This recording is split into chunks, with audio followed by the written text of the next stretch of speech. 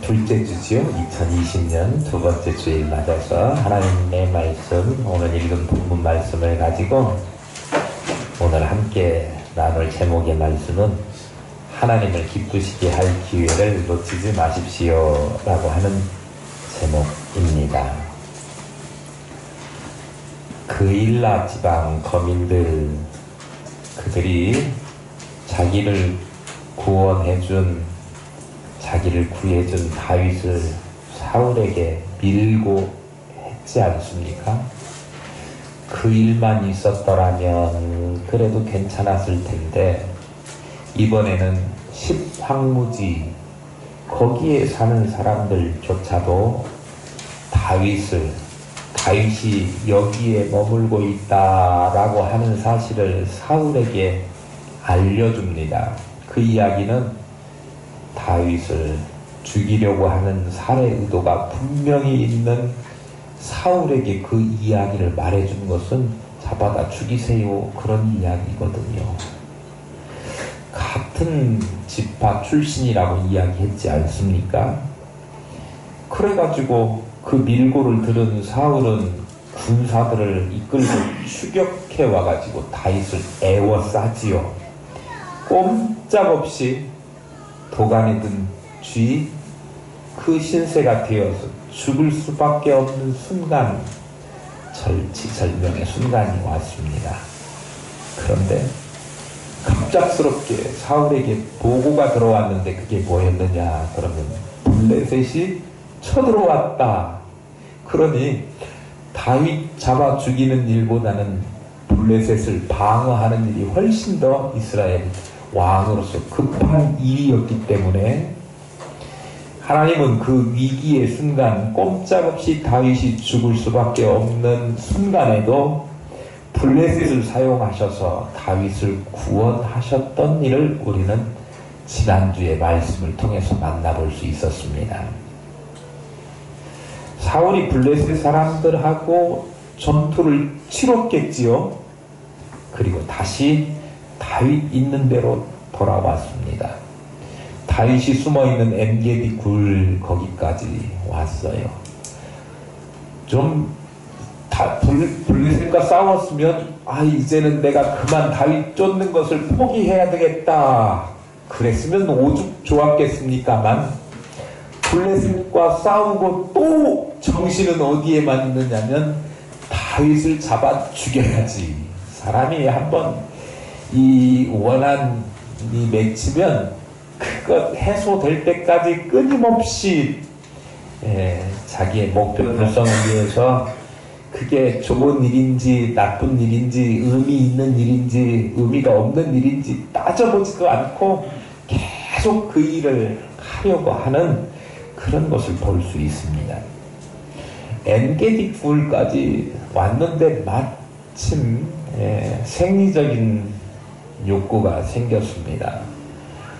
먹었으면 배설도 해야 되지 않겠습니까? 그러니까 이 사울이 어딘가 좀 용변을 해소할 만한, 뒤를 볼 만한, 옛날 표현으로는 뒤를 본다 그러는 것 말고도 발을 내리운다 그런 표현도 한다고 말씀드렸습니다.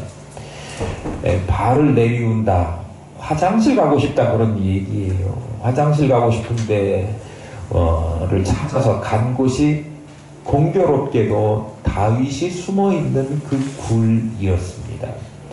다윗은 굴 깊숙한 데 숨어있고 용변을 보러 온 사울은 용변을 보러 왔으니까 수하 직원들을 데리고 오지는 않았을 것이고 혼자서 입구에서 자기의 볼일을 보았습니다.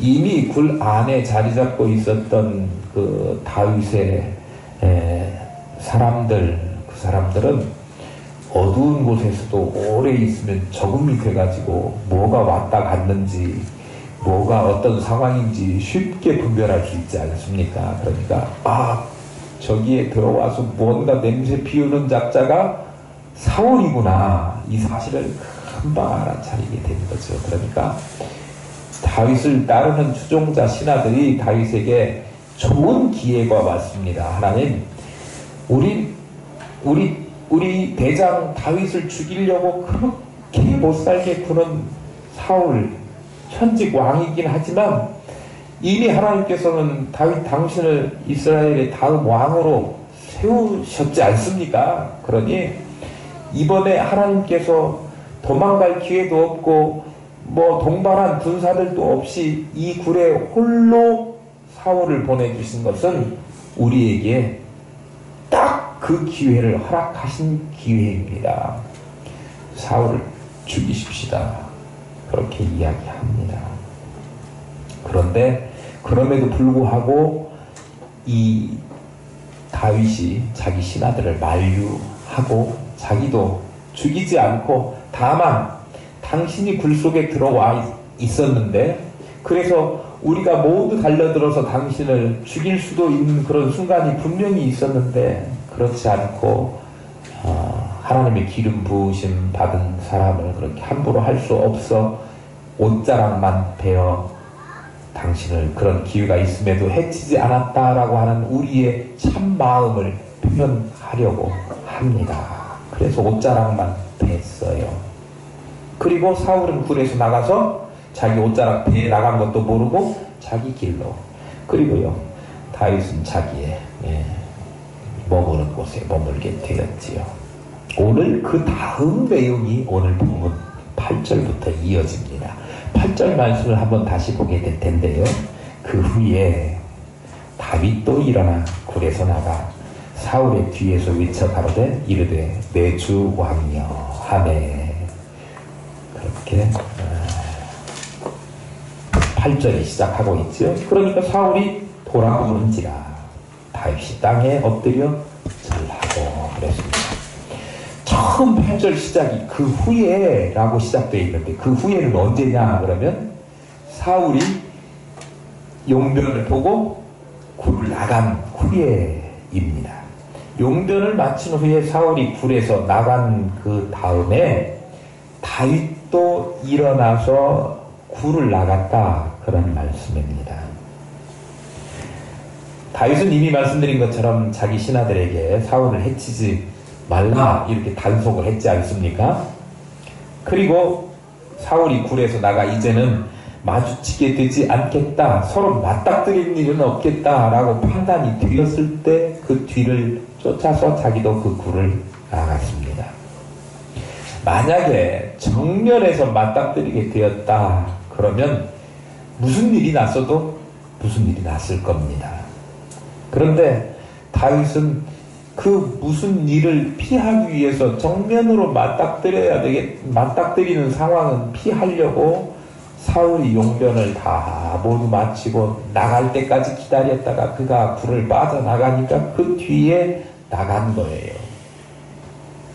다윗은 자기가 언제 움직여야 될지, 언제 어떤 행동을 해야 될지 머릿속에 생각하고 고민하고 그리고 결정해서 행동을 했습니다.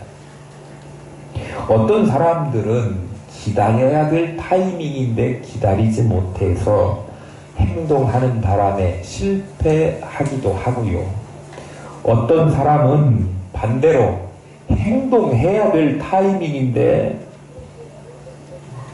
행동으로 옮기지 못하고 주저하고 멈칫거리고 기다리기만 할 점 없이 하고 있다가 기회를 놓쳐서 실패하기도 합니다. 성경에 그런 예가 나옵니다. 출애굽할 때 가나안을 바로 눈앞에 두고 가데스 바네아에서 이스라엘 백성들이 어떻게 했는지 여러분 민수기 13장 14장쯤 가면 그런 대목이 나오는데요.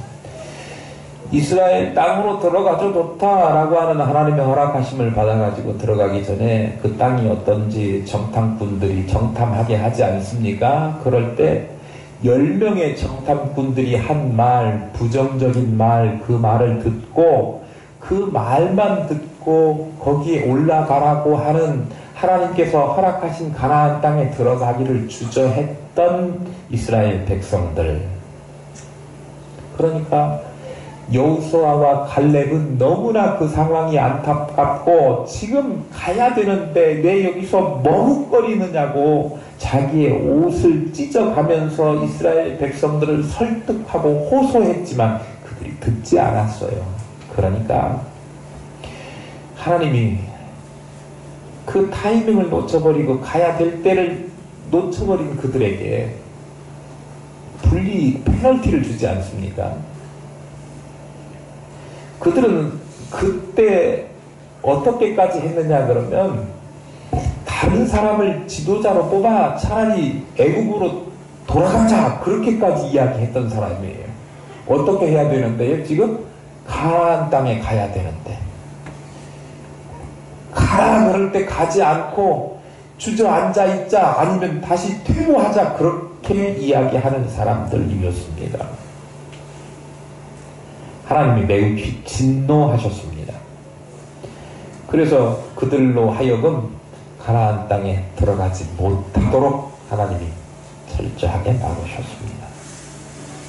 그런데 이들은 이제 거기 가나안 땅에 하나님이 못 들어가게 했는데 자기네들은 기어이 들어가겠다 또 그렇게 고집을 피우고 그렇게 움직이니까 가지 말아야 될 순간에 모세가 극구 만류했는데도 불구하고 길을 쓰고 가나안으로 올라가니까 결국은 처절한 패배를 그들이 겪게 되었습니다. 그게 민수기 13장 14장에 자세하게 기록되어 있습니다.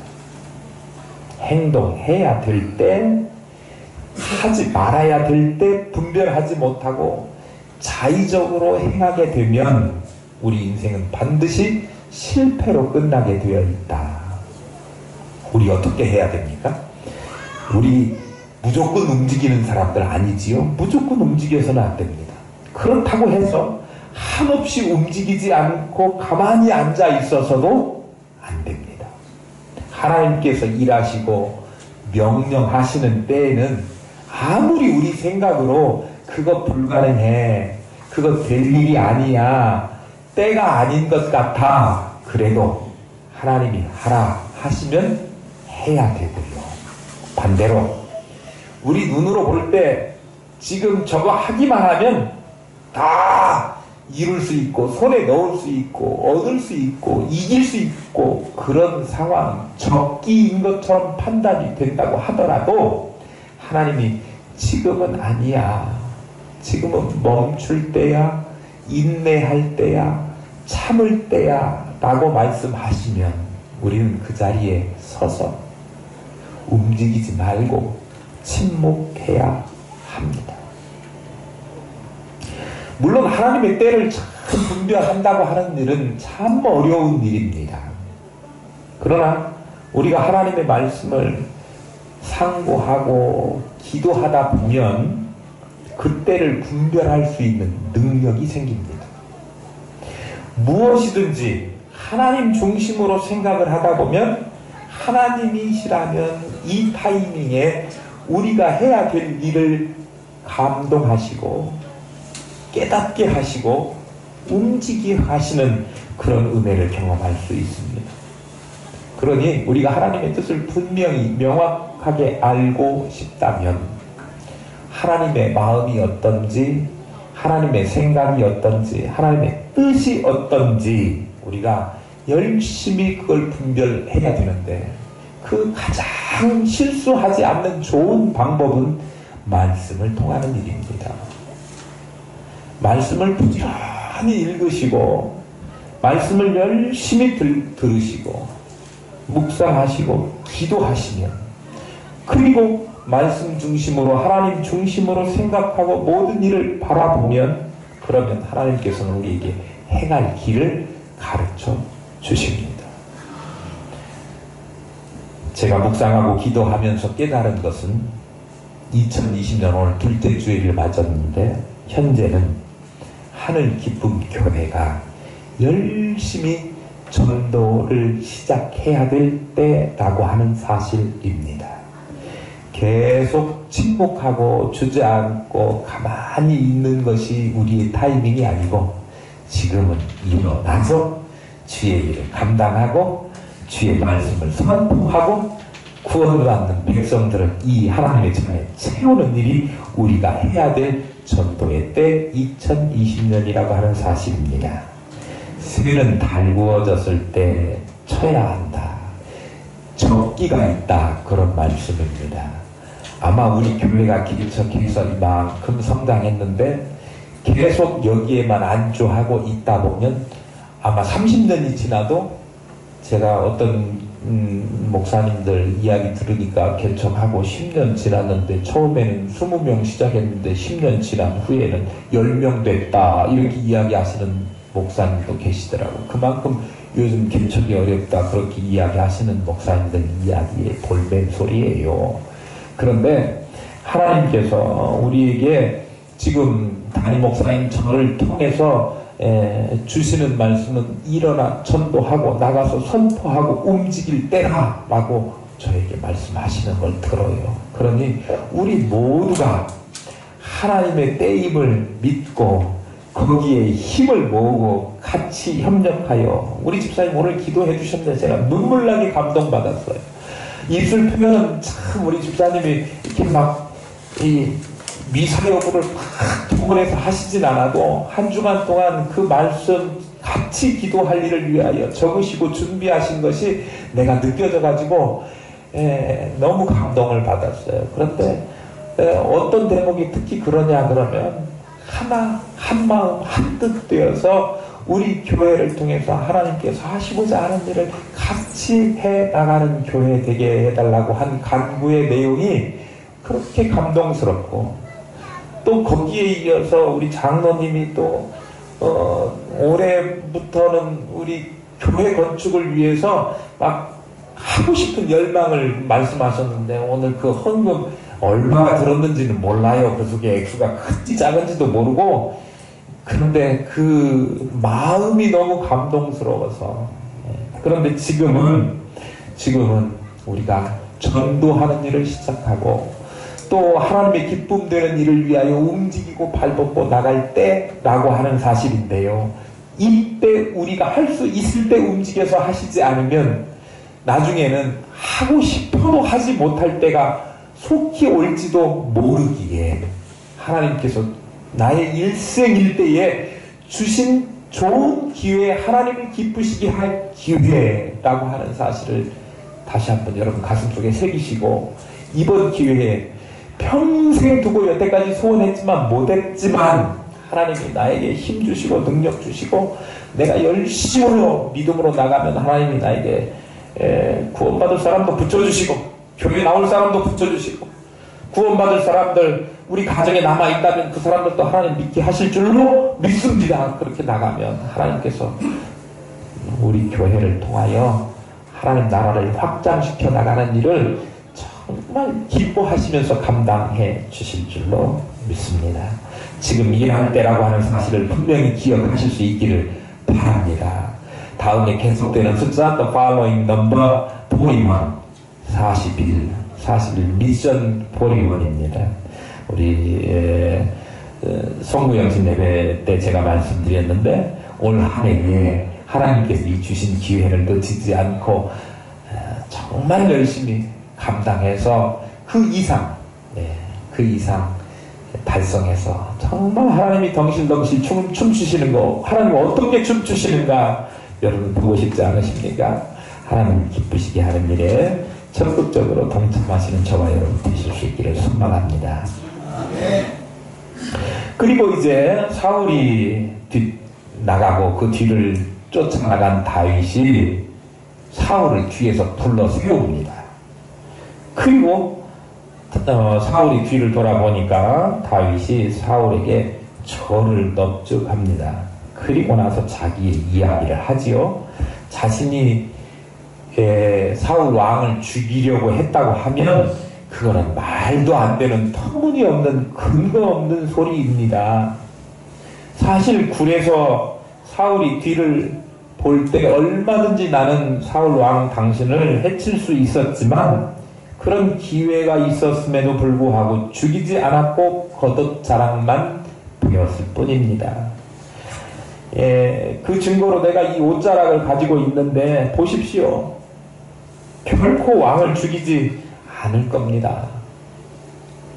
악한 행위가 악한 사람을 만드는 것이 아니라 악한 사람에게서 악한 행동이 나오는데 사울을 죽일 수 있는 절호의 기회가 있었음에도 불구하고 나에게 그런 악한 마음이 없었기 때문에 겉옷 자랑만 되었고, 겉옷 자랑만 된 것조차도 마음속에 너무 마음이 걸려서 가책이 느껴서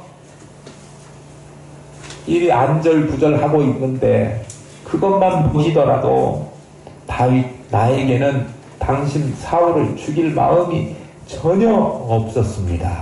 그렇게 말하는 거예요. 9절에서 13절 말씀입니다.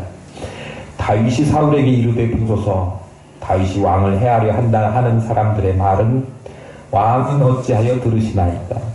오늘 여호와께서 굴에서 왕을 내 손에 넘기신 것을 왕이 아셨을 것이니이다. 어떤 사람이 나를 권하여 왕을 죽이라 하였으나 내가 왕을 아껴 말하기를 나는 내 손을 들어 내 주를 해하지 아니하리니 그는 여호와의 기름 부음을 받은 자이기 때문이라 하였나이다. 내 아버지여 보소서, 내 손에 있는 왕의 옷자락을 보소서. 내가 왕을 죽이지 아니하고 겉옷자락만 베었은즉 내 손에 악이나 죄가가 없는 줄을 오늘 아실지니이다. 왕은 내 생명을 찾아 해하려 하시나 나는 왕에게 범죄한 일이 없나이다. 여호와께서 나와 왕 사이를 판단하사 여호와께서 나를 위하여 왕에게 보복하시려니와 내 손으로는 왕을 해하지 않겠나이다. 옛 속담에 말하기를 악은 악인에게서 난다 하였으니 내 손이 왕을 해치지 아니하리이다.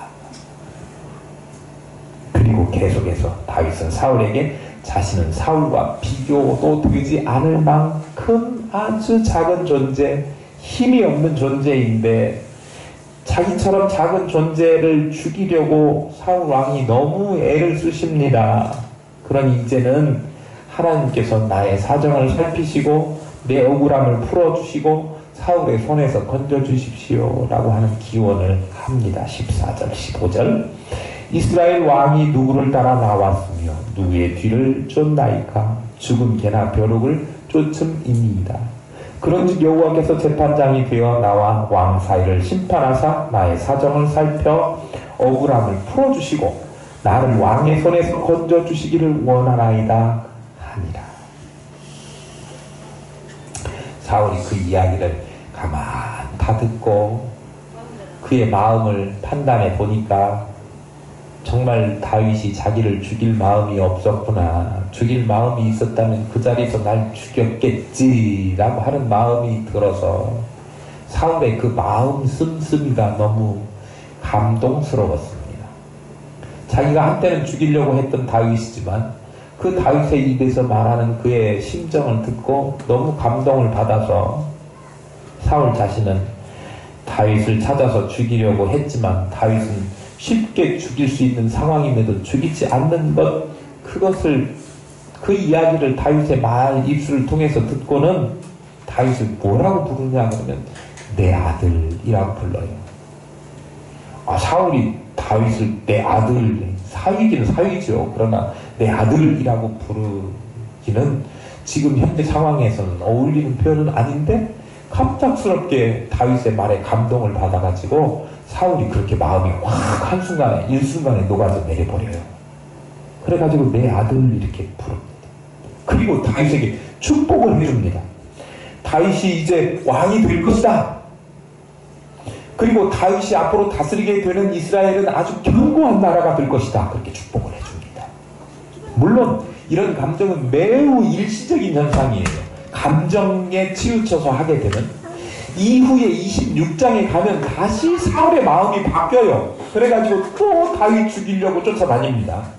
그런데 일시적으로는 아마 다윗이 한 이 말, 그 굴 속에서 죽일 수 있는 기회가 충분히 있었는데 죽이지 않았다. 나는 당신을 죽일 마음이 전혀 없습니다. 나같이 힘없는 다윗 입장에서 사울 왕을 죽이다니요. 이런 말을 할 때 사울이 감동을 받고 그리고 다윗을 축복하는 데에 이르기까지 합니다. 16절에서 20절 말씀입니다.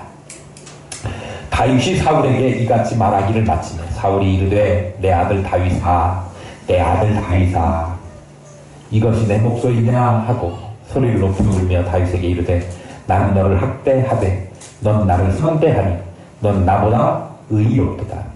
내가 나선대한 것을 오늘 나타냈나니 여호와께서 나를 내 손에 넘기셨으나 내가 나를 죽이지 아니하였도다. 사람이 그의 원수를 만나면 그를 평안히 가게 하겠느냐. 내가 오늘 내게 행한 일로 말미암아 여호와께서 내게 선으로 갚으시기를 원하노라. 보라, 나는 내가 반드시 왕이 될 것을 알고 이스라엘 나라가 내 손에 견고히 설 것을 아노니. 예, 사울 입에서 이런 말이 나오다니요. 참 어렵지 않습니까? 그런데 죽일 수도 있는데 살려준 그 다윗을 보고 마음이 감동을 받아가지고 그렇게 이야기한 거예요. 지금 어찌됐건 사울은 감정이 충만합니다. 그래가지고 다윗이 나중에 틀림없이 왕이 될 거다, 그걸 인정해요. 그러면서 덧붙이는 말이 후에 네가 틀림없이 왕이 될 건데 왕이 되면 우리 가족을, 우리 가문을 멸하지 말고 좀 살려주라, 이렇게 이야기합니다. 사실 고대 사회에서 왕이 정권이 바뀌면, 오늘날도 그런 일이 조금 있긴 하죠. 정권이 바뀌면 정치적인 보복이 한다, 뭐 그런 이야기 하지 않습니까? 잘은 모르지만 옛날에는 심했어요. 왕이 바뀌게 되면, 왕조가 바뀌게 되면 이전 왕조의 후손들 남겨두지를 않습니다. 다 죽이죠. 그래서 이전 왕조의 후손들은 다 멸절당하는 것이 다반사였는데, 성경에도 그 일을 열왕기상에 보면 확인해 볼 수가 있습니다. 그런데 오늘 사울은요, 그동안 어떤 사람이에요? 다음에 왕이 될 다윗이라고 하는 사람을 공개적으로 대놓고 쫓아다니면서 죽이려고 했던 사람이니, 이게 만약에 다윗이 이제 왕이 된다고 하면, 만약에가 아니라 틀림없이 왕이 될 거지요. 왕이 자기 입술로도 왕이 될 것이라고 인정했지 않습니까? 왕이 될 것인데, 그러면 당연히 내 밑에 후손은 정말 멸절되겠구나 라고 하는 생각을 누구도 갖지 않을 수 없는 그런 상황이었을 것입니다. 그러니 사울은 염치를 무릅쓰고 다윗에게 왕이 되면 앞으로 절대 그런 일을 하지 않겠다고 약조, 맹세를 좀 해달라, 그렇게 부탁하고 있습니다. 그게 21절, 22절 말씀입니다. 그런즉 너는 내 후손을 끊지 아니하며 내 아버지의 집에서 내 이름을 멸하지 아니할 것을 이제 여호와의 이름으로 내게 맹세하라 하니라. 다윗이 사울에게 맹세하매 사울은 집으로 돌아가고 다윗과 그의 사람들은 요새로 올라가니라. 그렇습니다. 사울은 자신의 후손들을 죽이지 말 것과, 그리고 사울 자신의 이름을 멸하지 말라, 그런 약조를 받아냅니다. 왕권이 바뀌더라도 사울의 가문을 왕족으로 보존해달라, 그런 부탁이지요. 다윗이 약속했지 않습니까? 그리고 들어줘요. 사울의 아들이 누구죠? 요나단이 있었죠. 요나단의 아들 중에 무비보셋이라고 하는 그 아들이 있었어요. 그런데 그가 나중에 그 요나단의 아들에게 은혜를 베풀어 가지고 왕의 상에서 함께 먹도록 하지 않습니까? 따로 차려줘 가지고 저쪽 가서 따로 먹어 하지 않고 왕의 상에서 함께 먹도록 한 거예요. 그러면 왕족으로서의 지위, 왕족으로서의 책임, 이런 것들을 그의 뭐라고 그럴까요? 왕족으로서의 그 어떤 지위를 인정해주는 그 일이 왕족들과 함께 식사할 수 있는 자리를 하는 거거든요. 그러니까 분명히 다윗이 그렇게 약속을 했고 약속을 지켰음을 볼 수 있습니다. 어찌됐건 다윗이 맹세를 지키게 되는데요. 오늘 앞으로 지켜지게 될 맹세를 다윗에게 받아내고, 사울은 자기의 왕궁이 있는 기브아로 돌아가고, 그리고 다윗은 어디로 가요? 자기의 꽃 엔게디 골요새로 갑니다. 그런데요, 이게 결말이 지금 둘이 이제 마음이 포개졌잖아요. 안 죽일지 알게 됐잖아요. 그러면 둘이 손잡고 기브아 왕궁으로 같이 갔다, 이렇게 했으면 얼마나 더 좋았겠어요? 그런데 사울은 자기 갈 곳 기부하러, 그리고 다윗은 어디로요? 엔게디 자기 요새로 돌아갔어요. 그런 거 보면 나중에 이게 지금은 둘이 서로 죽이지 않고 마음을 막 감동 충만해가지고 이렇게 하는 것처럼 보여도 나중에 조금 뭔가 좀 안 될 것 같은 그런 복선이 보이지 않습니까? 어떤 이야기가 나올지는 여러분 다음을 기대해 주시기를 바라요. 미리 말씀드리면 재미없잖아요. 다만 한 가지 더 말씀드리려고 하는 게 있어요. 14절을 한 번 더 보고 싶어요. 이스라엘 왕이 누구를 따라 나왔으며 누구의 뒤를 쫓나이까? 죽은 개나 벼룩을 쫓음이니이다. 이렇게 말씀하고 있습니다.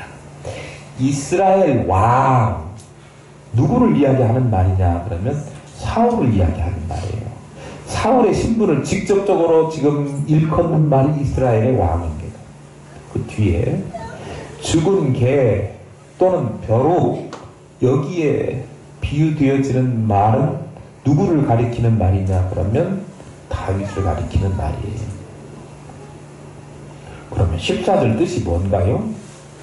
사울이 다윗을 죽이려고 하는 그러한 일은 매우 의미 없는, 가치 없는, 무가치한 일이다. 그런 이야기예요. 이스라엘 왕이 겨룰 대상이 없어서 개하고 벼룩하고 싸웁니까? 싸울 상대가 아닌데 힘을 가진, 권력을 가진 왕이 그런 아주 미물하고 싸우다니요. 그럴 필요조차 없는 일입니다. 그런데 지금 사울은 그렇게 하고 있습니다. 라고 다윗이 이야기하는 거예요. 개는요, 우리나라 사람들 보통 욕할 때 앞에 접두사로 개가 붙으면 아주 하대하는 거더라고요. 근데 우리나라만 그런 게 아니고요. 온 세계 공통으로 상대방을 무시하거나 저주하거나 그럴 때 하는 말이 개가 들어가요. 물론 개 한국말은 아니겠지요. 예. 써놓고 어쩌고 막 이런 이야기 하지 않습니까? 상대방을 비하하고 멸시하는 그런 모욕적인 의미를 담고 있는 것이 개예요. 특히나 이스라엘 백성들에게는 개라고 하는 말은 아주 자기들하고는 비교할 수 없는 이방인들을 비하할 때 쓰는 말이 개예요. 그래가지고 가나안 두로 시돈에 주님께서 가실 때, 가나안 여인이 갔을 때 그 개에게 주는 것이 마땅치 않다 주님께서 말씀하시니까 이 가나안 여인은 내가 개라도 줬사온데 개는 그래도 주인상에서 떨어지는 부스러기라도 먹지 않습니까? 그렇게 이야기해요. 이 자존심도 내팽개치고 믿음으로 주님만 바라본 여자니까 그렇지만 사실은 이 개라고 하는 말은 굉장히 비하적인 의미를 담고 있는 말입니다. 그런데 살아있는 개가 아니고 뭔 개예요? 죽은 개예요. 죽은 개. 얼마나 멸시와 비하의 정도가 셉니까? 그러면 지금 이 이야기 누가 있냐면 다윗이, 사울 당신은 그렇게 천하의 높은 임금이시고 나는 임금과는 비교도 할 수 없는 죽은 개나 마찬가지이고 벼룩 같은 존재, 아주 힘이 없는 그런 존재인데 절대 권력을 가진 사울이 나를 죽이려고 그렇게 쫓아다니면서 군사 3,000명씩이나 이끌고 와서 나를 죽이려고 쫓아오는 일은 무익한 일입니다. 라고 하는 이야기입니다. 우리가 알고 있는 것처럼 당시 다윗은 그의 군대가 600명가량 된다고 했었지 않습니까? 600여 명가량? 처음에 400명이었다가 600명으로 늘어났지요. 그런데 600명가량 되는데 비록 그 정도 병사, 군인들을 가지고 있다고 하더라도 야전에서 오합지졸로 모인 사람들이고요. 사울이 가지고 있는 정예 부대 3,000명과는 비교할 수도 없을 만큼 군사력 차이가 있을 겁니다. 대적할 수 없어요. 그러니 자신이 개나 벼룩 같은 존재라고 한 말이 크게 과장된 말은 아니었을 것입니다. 그만큼 자신은 원천적으로 다윗이 사울을 항거하여 대항하거나 쿠데타를 일으키거나 살해하거나 죽일 수 있는 그런 능력이 힘이 없습니다. 더군다나 죽은 게 아닙니까? 살아있다고 하면 물어뜯기라도 물기라도 했을 텐데 죽은 개가 물어뜯을 수도 없지 않습니까? 사울에게 다윗은 그런 상대입니다 라고 이야기하는 거예요. 그런데도 사울이 그렇게 다윗을 핍박하고 열렬히 핍박하는 것, 그것은 옳은 일이 아닙니다.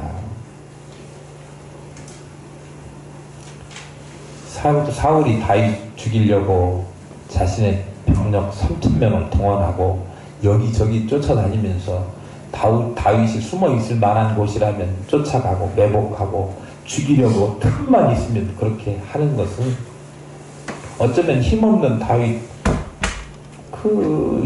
다윗을 죽이려고 하는 쓸데없는 데 썼던 힘, 그걸 의미하는 거예요. 일부 속담에 그런 말이 있습니다. 황소 같은 힘으로 참새의 배를 가르지 말라. 참새의 배는요, 조그마한 면도날 하나 가지고도 가를 수 있고요. 참새 배 안 가르면 어떻습니까? 뭘 굳이 또 참새 배를 갈라요? 그런데 뭘로 참새 배를 갈라요? 황소 같은 힘으로 참새의 배를 가르다니요. 무익한 일에 쓸데없는 힘을 쓴다, 그런 이야기입니다. 하나님께서 우리에게 주신 것들이 참 많은데요. 우리 하나님께서 주신 것을 흔히 우리는 달란트 그렇게 이야기합니다. 하나님께서 주신 달란트 얼마나 귀중하고 좋은 것들이 많이 있는지 모릅니다. 그런데 그 귀한 달란트를 하나님의 복음을 위하여, 생명 살리는 일을 위하여, 정말 우리가 값어치 있고 의미 있는 일들을 위하여 써야 됩니다. 우리가 가진 물질도 그렇고요. 우리가 가지고 있는 재능도 그렇고요. 우리가 가지고 있는 생각의 힘도 그렇습니다. 생각을 서로 다투고 악의다툼하고 서로 미워하고 누구는 누구보다 못해 잘해 시기하고 질투하고, 그런 데다가 정신적인 에너지를 쓸데없이 낭비하는 것은, 그것도 그렇게 시기하고 질투하고 남을 미워하고 이런 일 하는 사람들은 거기에 온통 힘을 다 기울여요. 다른 생각할 여지조차 남기지 않아요. 그러니까 그런 사람들이 쓸데없는 데에다가 힘을 쏘는 그 힘은 어마어마한 황소 같은 힘이에요. 그런 힘을 그런 데에 낭비할 것이 아니라 그 힘 가지고 쓸데없는 데에 정신적 에너지, 신앙의 힘, 믿음 낭비하지 마시고 그 힘을 가지고 뭐 하는 데에요? 미션 우리원 달성하는 데 힘을 쓰시고, 기도하는 일에 힘을 쓰시고, 이 새벽마다 요새 기도하는 숫자가 막 5명 된다 아십니까? 이 전국 온 세계로 나가는 이 인터넷 방송에 올라갈 건데 5명이라고 우리 교회에 너무 새벽 예배 조금 나온다고 할지 모르지만요, 지금 2명에서 5명 된 거는 엄청 배가 온 거예요. 근데 새벽 예배는 보통 교인들의 한 10분의 1이 출석한답니다. 사실 5명은 10분의 1보다 훨씬 더 많은 숫자거든요.